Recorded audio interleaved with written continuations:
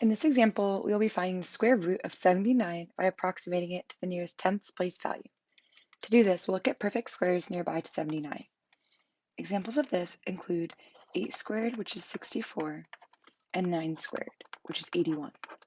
We can see that 79 lies between 64 and 81, so we can write the following inequality. 64 is less than 79, which is less than 81.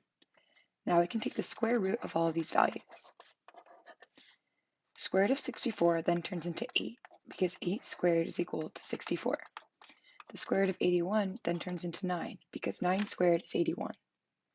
Now we can see that the square root of 79 lies between 8 and 9.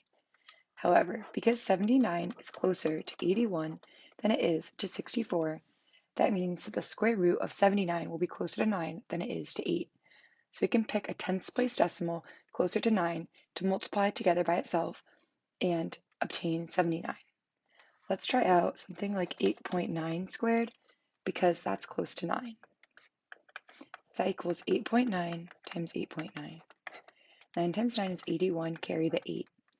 8 times 9 is 72, plus 8 is 80. Add our 0.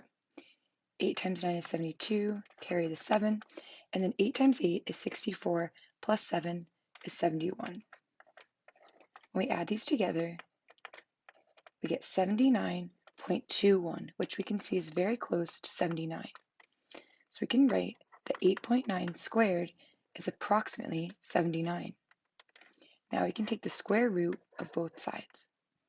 When we take the square root of 8.9 squared, the squared and the square root cancel out to give us 8.9 is approximately the square root of 79. So here is our approximation.